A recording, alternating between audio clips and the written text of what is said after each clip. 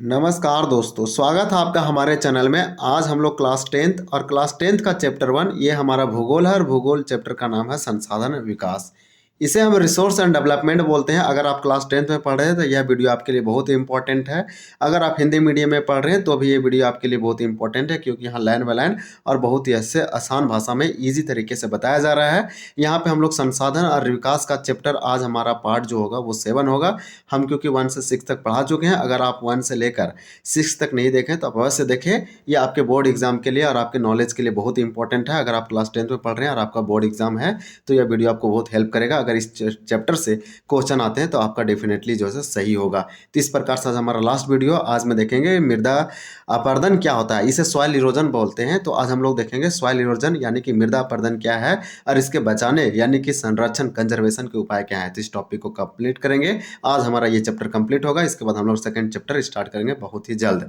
तो अगले दिन हम लोग सेकंड चैप्टर लाएंगे। तो आज हमारा चैप्टर 1 ज्योग्राफी का कंप्लीट होता है, भूगोल का क्लास 10th। ये हिंदी मीडियम के बच्चों के लिए बहुत ही इंपॉर्टेंट है। तो चलिए स्टार्ट करते हैं। इसमें हम सारे टॉपिक कंप्लीट किए। संसाधन किसे कहते हैं, संसाधन कितने प्रकार के हैं, संसाधनों का विकास, सतत पोषीय विकास किसे कहते हैं, एजेंडा क्या है, संसाधन का नियोजन किस प्रकार से कर सकते हैं। आप जितने भी टॉपिक देख रहे हैं कि भारत में संसाधन नियोजन क्या है, संसाधनों का संरक्षण, एकदम टॉपिक वाइज बहुत ही अच्छे से क्लियर किए हैं, लाइन बाय लाइन और इजी भाषा में। इस प्रकार से हम लोग भू संसाधन के बारे में देखे और भू उपयोग ये भी हम लोग कंप्लीट किए। कॉमन आवर कॉमन फ्यूचर ये भी हम लोग जो रिपोर्ट आया था वो रिपोर्ट के बारे में बात किए। भारत में भू उपयोग प्रारूप की चर्चा किए एकदम डिटेल। यानी अगर मृदा की बात करें तो काली मिट्टी, लेटेराइट मिट्टी, यानी मृदा संसाधन क्या होती है, मृदा के बारे में, इसके बचाव किस तरह से जाया जा सकता है, मृदाओं का वर्गीकरण की बात की जिसमें जलोढ़ मिट्टी, काली मिट्टी पूरे डिटेल से किए। तो आज हमारा जो टॉपिक है इसमें मैप भी हम लोग डिस्कस किए। आज का हमारा जो टॉपिक है वो हम लोग देखेंगे मृदा अपरदन, और ये हमारा लास्ट पार्ट है क्योंकि बाद ये चैप्टर कंप्लीट हो गया। तो हमारा देखिए दिया गया है मृदा अपरदन और संरक्षण। तो चलिए इसको पढ़ते हैं। संरक्षण का मतलब होता है सेव, यानी कि किसी चीज़ को बचाना, किसी चीज़ को कंजर्व करना, उसके खपत को कम करना, नहीं तो आप इसको कंजर्वेशन भी बोल सकते हैं। संरक्षण का मतलब होता है कंजर्वेशन। और इसी का हम लोग किसके कंजर्वेशन की बात कर रहे हैं, मृदा को बोलते हैं मिट्टी। तो आपको याद रखना है कि मिट्टी और मृदा दोनों एक ही वर्ड है। जबकि भूमि लिखा रहेगा तो भूमि का मतलब होता है लैंड। तो इस प्रकार से लैंड डिग्रेडेशन, भूमि में यानी कि भूमि का निम्नीकरण हम लोग बात किए थे और उसका संरक्षण के बारे में भी बात किए थे। तो ये हमारा जो टॉपिक है वो मेनली सॉइल यानी मिट्टी के संरक्षण के बारे में है। और मिट्टी अपरदन, अपरदन का मतलब होता है इरोजन। तो इरोजन होता क्या है उसको देखेंगे कि यानी कि सॉइल इरोजन क्या होता है और सॉइल इरोजन को कैसे रोक सकते हैं। इस चैप्टर में इसी के बारे में पढ़ना है। तो चलिए बताते हैं आपको क्या होता है मृदा अपरदन। तो मान लीजिए कि पृथ्वी के जो ऊपरी सतह में जो मिट्टी पाए जाते हैं यानी कि भूपट्टी पर, ये ऊपरी लेयर जो मिट्टी के जो ऊपरी लेयर है यानी कि मृदा सॉइल का जो ऊपरी लेयर है वो पानी से, हवा से अगर वो बह रहा है, वो धुआ रहा है, कट हो रहा है और उस लेयर धीरे धीरे इरोड हो रहा है और कहीं और जाके बन रहा है और खंडर बन रहा है, गड्ढा टाइप से हो रहा है, तो उससे आप सॉइल मृदा अपरदन बोलेंगे। मृदा अपरदन कैसे होता है, तो रेन से हो सकता है, फ्लड बाढ़ आने से, रेन बहुत बारिश हो रहा है, या तो हो सकता है वाटर से, रेन वाटर एक ही चीज़ हो गया, या तो हवा बहुत तेज़ से हवा चल रही है तो उससे भी हो सकती है। तो आपको याद रखना है कि इसमें जो मृदा अपरदन है वो हवा से भी होती है और कई भी तरीके हैं। तो इसको बचाएंगे कैसे, इसमें दिया गया है कि मृदा के कटाव और उसके बहाव की प्रक्रिया को मृदा अपरदन कहते हैं। आपके पास हाइलाइटर है, इसे हाईलाइट कीजिए, ये मोस्ट इंपॉर्टेंट लाइन है। आपसे पूछा जा सकता है कि मृदा अपरदन किसे कहते हैं और इसके संरक्षण के उपाय के लिखें। तो बस आप इतना भी लिखेंगे बहुत ही आपका आंसर जो सटीक मिलेगा, क्योंकि मृदा के कटाव, जो सॉइल है वो कट जाएगा, वो बह जाएगा, उसका ऊपर लेयर हट जाएगा और वो बह के कहीं और चला जाएगा। तो मृदा के कटना और बहा के कहीं और जाना, यही पूरी प्रक्रिया को सॉइल इरोजन, मृदा अपरदन कहते हैं।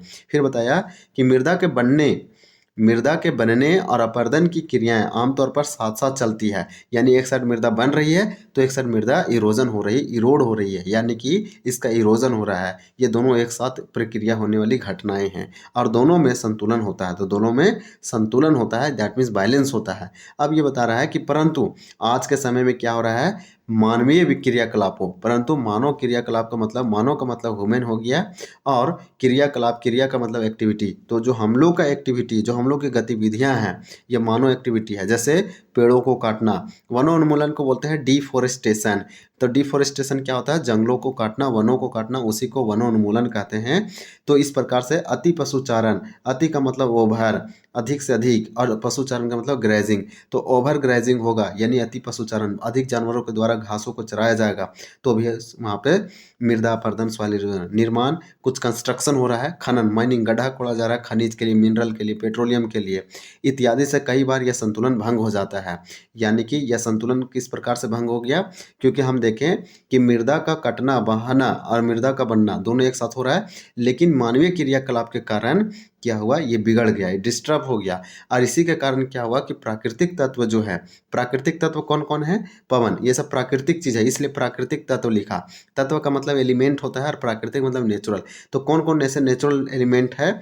तो नेचुरल एलिमेंट पवन, हवा, हिम नदी और जल, ये मृदा अपरदन करते हैं। तो ये वाला बहुत इंपॉर्टेंट हो गया, आपको ये वाला याद रखना ही तो रखना ही पड़ेगा कि मृदा अपरदन होता कैसे है। तो हवा से होता है, जल से होता है, हिम नदी से होता है। बहता जल मृतिका युक्त मृदाओं को काटते हुए गहरी वाहिका बनाता है। तो ये बोल रहा है जो बहता जल है यानी कि बहता हुआ पानी जो है वो क्या करेगा? मृदा युक्त मृदाओं को काटते हुए गहरी वाहिका बनाता है, यानी कि अपने साथ धूल कण मिट्टियों को काट के लेके चला जाता है, जिसे अब नलिकाएं कहते हैं।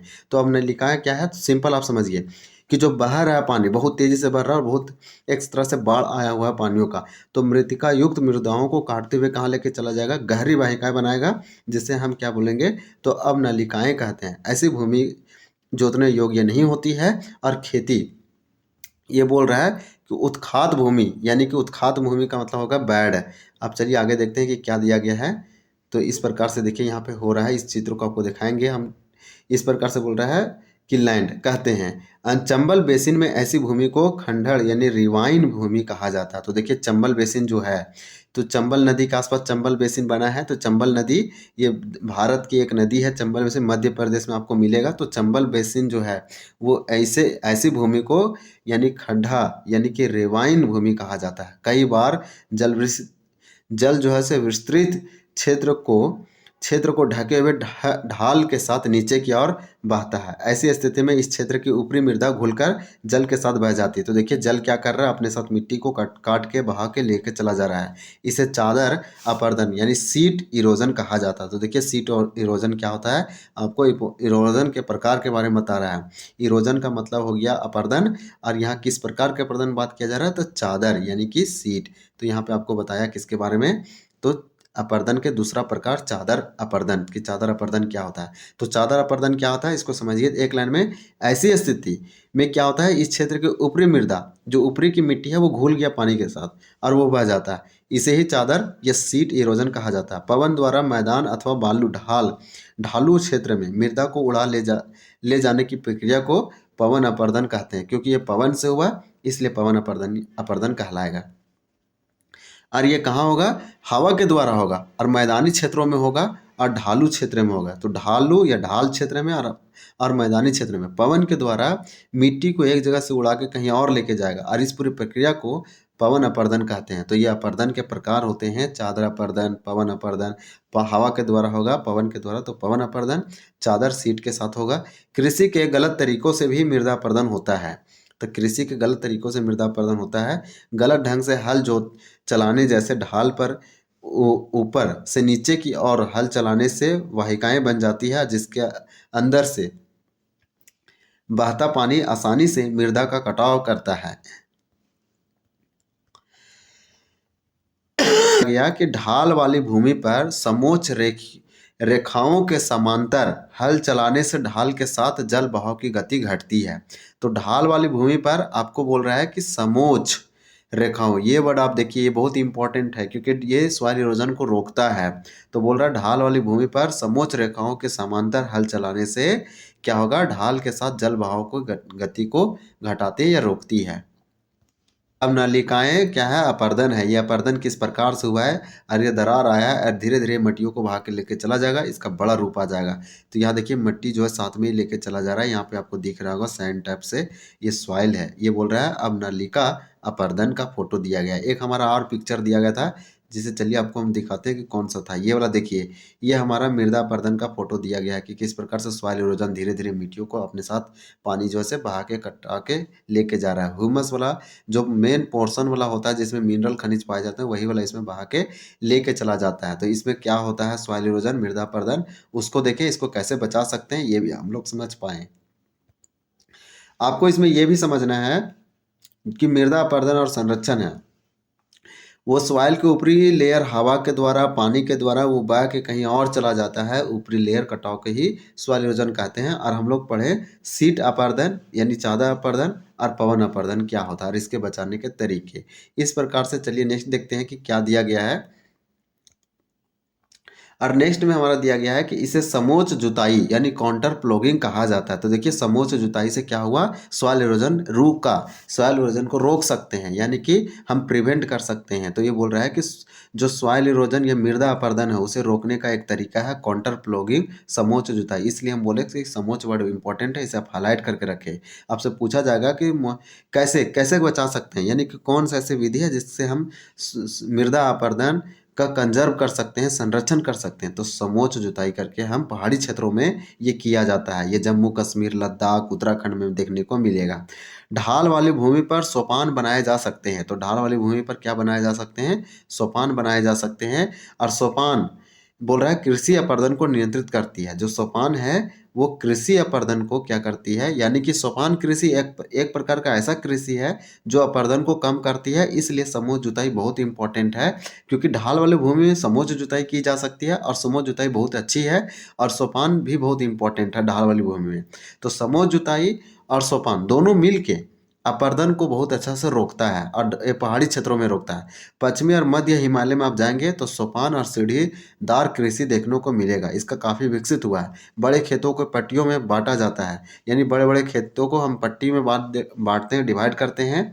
और फसलों के बीच में घास की पट्टियाँ उगाई जाती है। देखिए, फसलों के बीच में घास की पट्टी उगाई जाती है। इस प्रकार से ये बोल रहा है कि यह पवनों द्वारा जनहित बल को कमजोर करती है। तो पवनों के द्वारा क्या है कि जनहित द्वारा जनहित बल को कमजोर करते हैं। इस तरीके से पट्टी कृषि यानी स्ट्रिप फार्मिंग कहते हैं। तो इसे इस तरीके को हम क्या कहते हैं, तो पट्टी फार्मिंग कृषि या फिर स्ट्रिप फार्मिंग कहा जाता है। फिर ये बताया कि पेड़ों को कतारों में लगाकर, हम देखिए पेड़ों को कतारों में लगाकर, यानी कि यहाँ भी पेड़ लगाए, यहाँ भी लगाए, तो बहुत सारे पेड़ लगाएं। तो ये बोल रहा है पेड़ को कतार में लगाइए, लाइन से लगा दीजिए पेड़ों को। तो इस प्रकार से भी हम शेल्टर बेल्ट लगा के हम मेखला बनाने में भी पवनों की गति को कम कर सकते हैं।